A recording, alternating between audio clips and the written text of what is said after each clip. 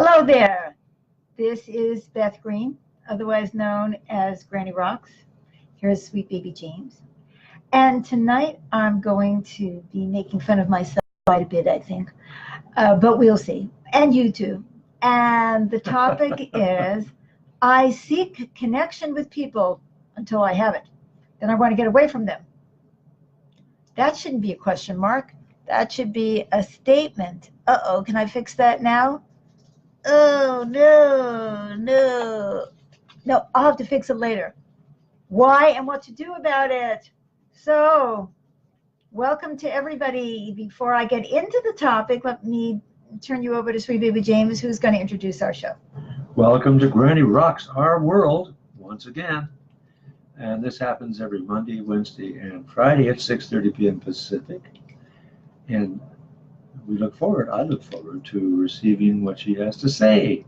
You just never know what kind of wisdom and uncommon sense is going to come out of Granny. So take it away, Granny. First of all, I want to say how relaxing it is just to be doing our regular Grow show, because last night we did Dreams of Peace where I played the acoustic piano, and the technology is so complicated, and it's so nerve-wracking until the last minute. You never know if it's going to work, and so here is like go right through Facebook, and it's a pleasure. And unless the internet goes out, which could happen, we're pretty safe for the night. Okay, so I want to give you, Amy said, hi, you guys. I've missed you, and I'll be catching up on earlier shows. Oh, I'm so glad, Amy. We've missed you, too. So, I noticed something about myself. Like, I crave connection. Oh, Deborah said, hello. Hello, Deborah. One of our newer friends. It's so great to see you. And Erica said, hello to you both. And, hey, it works as a question. I want to know why, too. I am so glad you said that, Erica. Because, I tune into the audience and I say, what do you want me to talk about tonight? And this is what I heard. And I thought, oh, this is really goofy. So I'm glad there is at least one person who wants the answer. Oh, Kim. Kim said howdy. Howdy, Kim. Yeah. Great to see you again.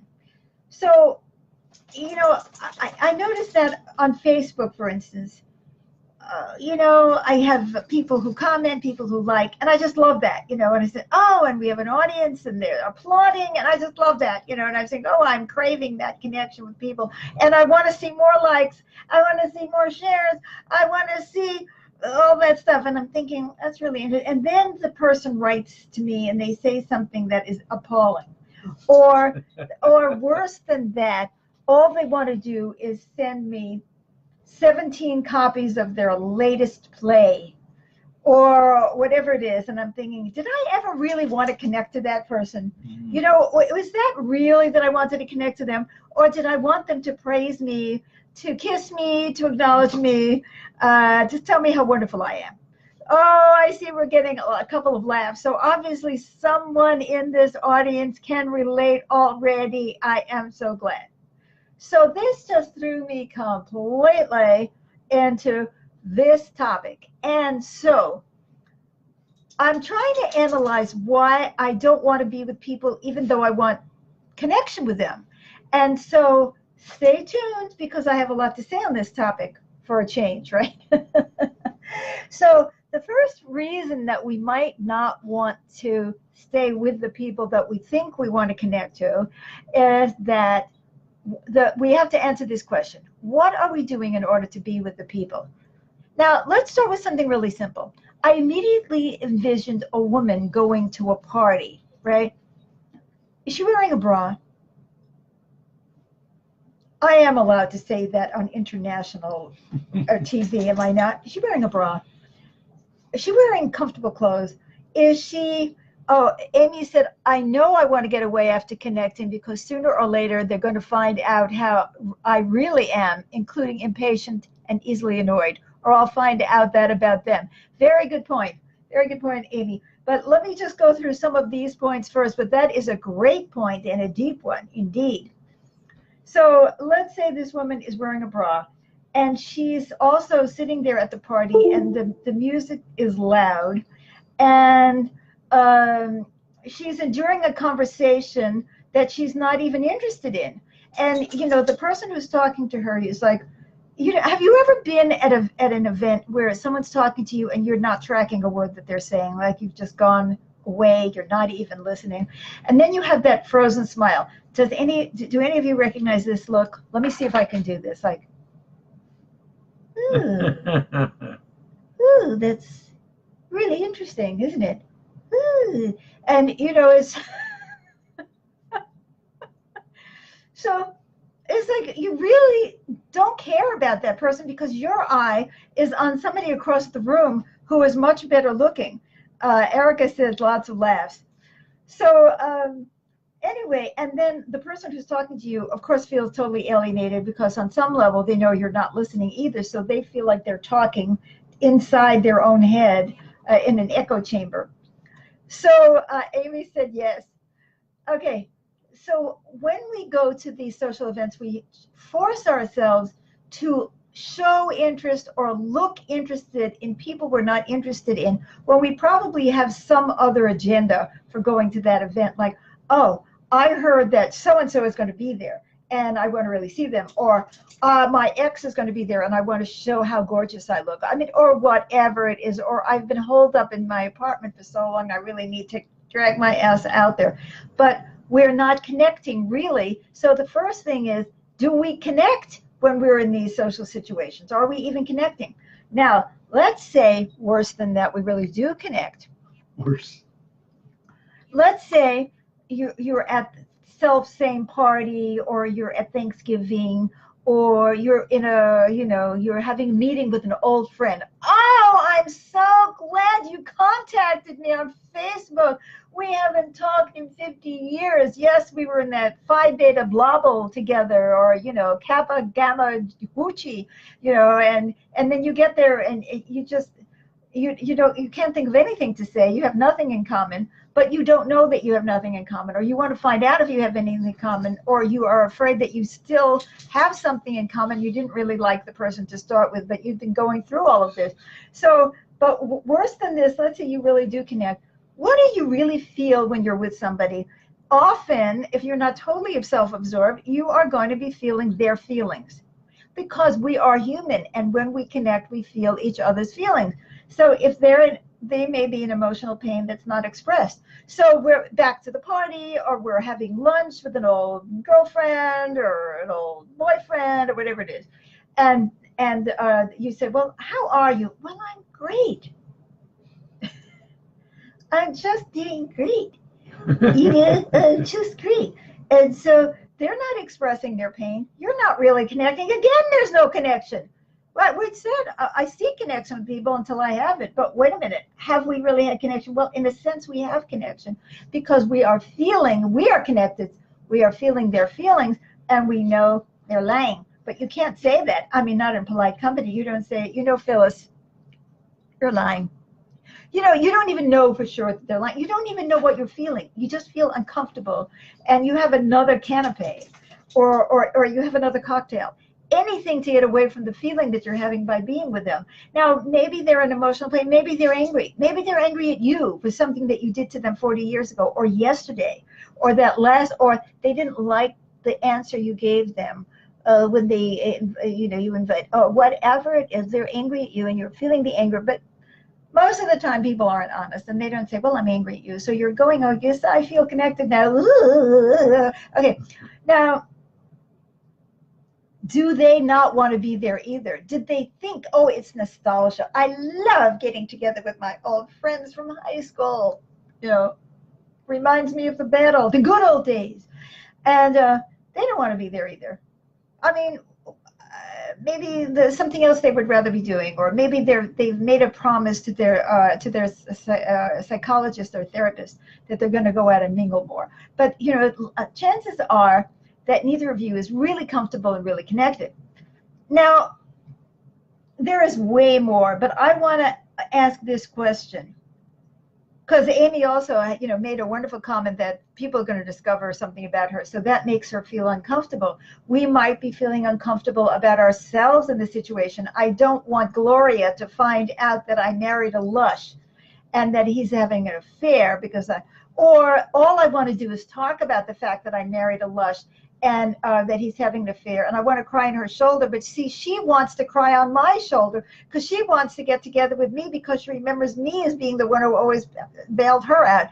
So it's like, oh, cross purposes. And we never have an agreement. We don't sit down and say, okay, why are we meeting? What is it that we want to talk about? You know, do we even relate anymore? So I want to get down to a question, which is, why did I want to connect to start with? And this goes back to my embarrassing moment, which I shared in the beginning, right? So I don't have to share that again, right? Do I want their attention? Do I want their admiration? Or do I really want connection? If it's connection, it means I have to know who they are. If I want admiration, then I have to think that the people who are admiring me, who are liking me, who are commenting are really together. They are the together people. They're not all screwed up. They're not like just out of their minds, and they're not going to every single live stream and clicking like and commenting. No, they love me. I want them to love me, and they want me to love them. Or they feel really shitty about themselves and they're sort of hiding. But people do want to be loved. So are we going for each other's attention? Are we going for love? How many of us are actually going to get love, real love, in these kind of superficial encounters? Are they demanding our attention when we want to demand theirs? I mean, I had this experience. You know, I was joking about somebody sending me, you know, all kinds of stuff, their latest play, their 6 plays. But let's say I was a playwright, and I put out this play, and I put it out, and I have these people responding on Facebook, and they said, love your play. And they send you a private message like, love your play. Now here's mine. Now, what do? Do you really want to read their play, or do you just want to hear that they love yours? So now that's an awkward moment. But now let's say, okay, I'm going to, what am I going to do? I'm going to lose a fan. I'm going to lose a friend. I mean, you can have this too if you're not a public Facebook person, but the same thing could happen with a friend. I'm going to lose a friend if I don't show any interest in them. So I have to pretend that I'm interested in their play. But supposing I read their play and it really is great, but their play is great. Like, sucks. I didn't want to know that, you know. Oh, maybe it's not so good. Or worse than that, and this is really worse, it's like, oh, I hate it. So then you have to say something because you don't want to lose your fan, you don't want to lose your friend, so you have to say, it's exhausting, isn't it? So you have to say something that isn't cruel, and then they say, oh, and I'm going to read your play. Turns out they haven't even read your play, but they just love the title, and they just want you to read theirs. And then they say, well, since you love that one so much, let me send you another one. And before you know it, you're spending all your free time reading people's plays or their poetry or listening to their music or whatever it is, because I'm a musician, so that's kind of thing. So like, what did I want to start with? Can I be honest about that? Okay, I'm going to get on the shoe and I'm going to tell you that I want you to think I'm wonderful, and I want you to love me, and I want you to like my post, and I want you to relate to what I'm saying, and I want you to have ideas that are complementary to mine. But I don't want you to send me a 6-page synopsis of your great American novel. You see what I'm saying? But I never say that when I get online. That's rude. That's insulting. I just lost. Somebody else unfollowed me. Somebody unfollowed me. You see what I'm saying? So we're caught up in a dilemma. So are we really connecting? Do we want to connect? Do we want to know what's inside that other person? Do we want to feel their pain? Do we want to know that they're a frustrated playwright that's in angst about their life? I want to tell you that sometimes I really do. And I want to tell you that there are times when you guys write to me and I feel something in what you're saying. You're not trying to show me anything. You're not trying to get my attention. You're not really even like seeking love. You are seeking connection. There you go. See what to do about it? Seek connection. Get real about ourselves and what we're looking for. That's number one. And then have meaningful conversations. And that I love. I don't care if I'm at a party, not that I ever go, I mean, I don't go out, as most of you know, I'm pretty much housebound, but I hated parties anyway. But wherever I go, I want meaningful conversations. That's what I want. And where might I find those meaningful conversations? Could be anywhere. It could be, online at the grocery store. If you're not having a meaningful conversation, Debbie says hi to you both. Hi, Debbie. I hope you can catch up with the rest of the show. And don't hang up before the end, because you may at first think, "Ew, I'm insulting my fans," but I'm not really, because I want meaningful conversation with the people who comment, who like me on Facebook. That's what I want. And if I'm having a conversation with someone that is not meaningful, and I have that a lot, I have forced myself to change the subject, to say, I really don't want to talk about this. What I'd really like to talk to you about is this, because there's something in you, in each and every one of us, that is really interesting, that I can relate to, that is meaningful, that does touch my heart. And that's what I really want from you. So that's the kind of connection you want to keep. That is the kind of connection that I want to keep and I want to grow. Now, if you expect me to fix you, you're going to be sorely disappointed. I mean, if you came to me for intuitive counseling, when you could sign up for a session, I really could have a go at that, because then I could get deep. But just like this, I can commiserate, I might be able to have some insights, but that's about it. But what I want to feel is the real you talking to the real me. And that way surpasses wanting admiration, attention, or a fan. So let's dedicate ourselves to having meaningful relationships wherever we are, for being willing to let go of those that mean nothing to us, to stop doing things to ourselves in order to be with people, like pretending or drinking or getting dressed in a particular way, and really just spend our lives with meaningful connections that nurture our souls and nurture everyone else as well.